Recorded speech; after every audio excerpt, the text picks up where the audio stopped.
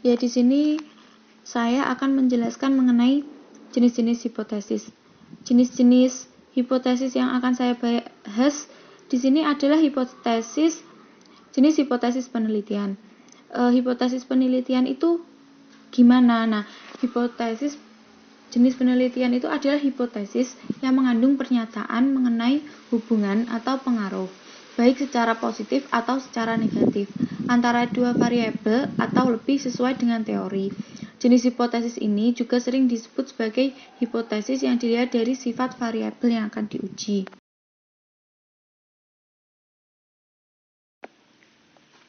Nah, jenis hipotesis tadi kan dilihat dari sifat variabel yang akan diuji itu ada dua macam, yaitu hipotesis tentang hubungan dan hipotesis tentang perbedaan. Nah, apa itu hipotesis tentang hubungan? Penjelasannya adalah hipotesis itu menyatakan tentang saling hubungan antara dua variabel atau lebih mengacu ke penelitian korelasional. Jadi, penelitiannya dari hipotesis itu berhubungan antara dua variabel atau lebih.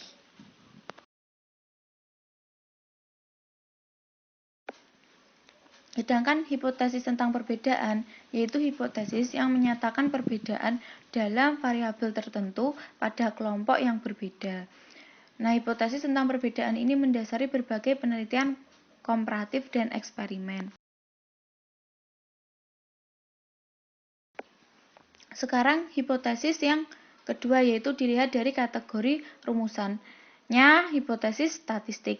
Nah, menurut Yatim Rianto, hipotesis itu dilihat dari kategori rumusannya itu dibagi menjadi dua, yaitu ada hipotesis nihil atau disebut juga null hipotesis yang disingkat dengan HO. Jadi HO itu adalah hipotesis nihil atau null hipotesis tadi, dan hipotesis alternatif yang disebut dengan HA atau hipotesis kerja.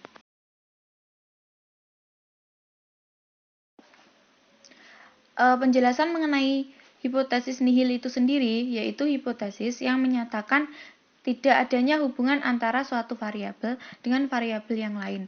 Contohnya hipotesis nihil itu adalah tidak ada hubungan antara tingkat pendidikan orang tua dengan prestasi belajar dengan siswa. Itu adalah contoh dari hipotesis nihil. Sedangkan hipotesis alternatif atau HA itu penjelasannya adalah hipotesis yang menyatakan adanya hubungan antara suatu variabel dengan variabel lainnya. Contohnya itu adalah ada hubungan antara tingkat pendidikan orang tua dengan prestasi belajar siswa SD. Itu adalah contohnya dari hipotesis alternatif. Nah, hipotesis alternatif itu tadi juga masih dibagi menjadi dua macam, yaitu hipotesis terarah atau direksional hipotesis dan non-direksional hipotesis. Itu adalah hipotesis tidak terarah. Yang non itu tidak terarah, kalau yang tidak ada non itu adalah hipotesis terarah.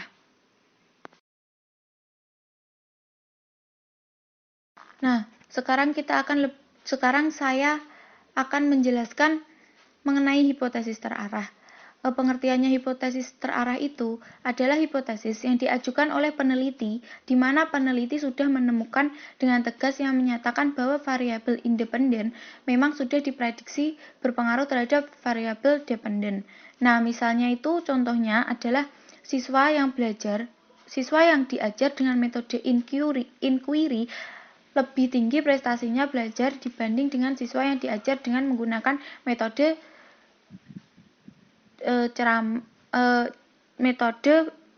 ceramah, pendapat, atau diskusi.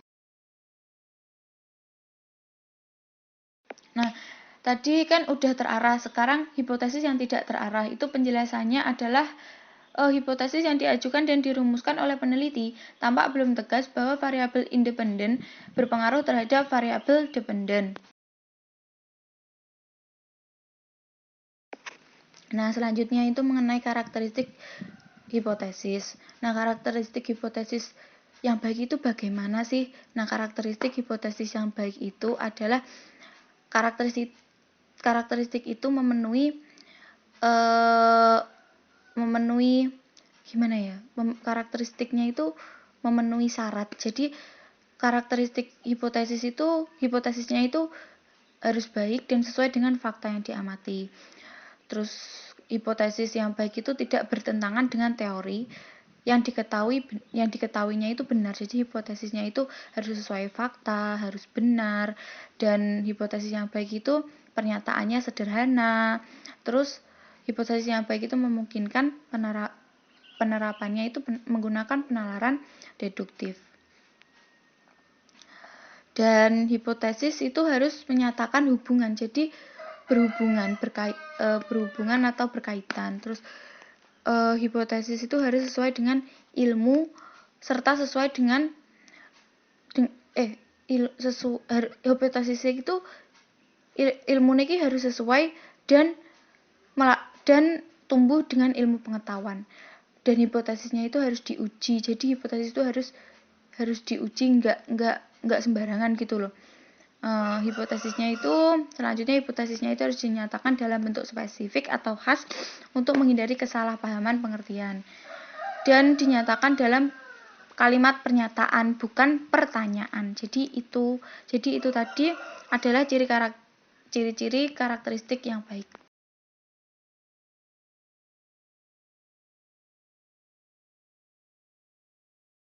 Selanjutnya adalah bagaimana strategi menyusun hipotesis. Nah, merumuskan hipotesis kan juga bukan perkara yang mudah ya. Kemampuan menyusun dan merangkum berbagai teori itu harus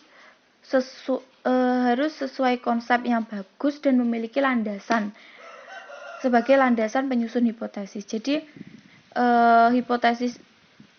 syarat strategi menyusun hipotesis itu penelitinya itu harus memiliki banyak informasi tentang masalah yang akan dipecahkan dengan cara banyak membaca literatur yang ada hubungannya dengan penelitian yang sedang dilaksanakan.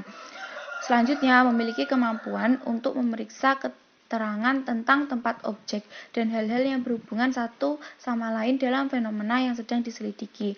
Yang ketiga, memiliki kemampuan untuk menghubungkan suatu keadaan dengan keadaan yang lainnya yang sesuai dengan kerangka teori dan bidang ilmu yang bersangkutan. Jadi itu tadi mengenai itu yang bisa saya jelaskan, dan kurang lebihnya saya mohon maaf.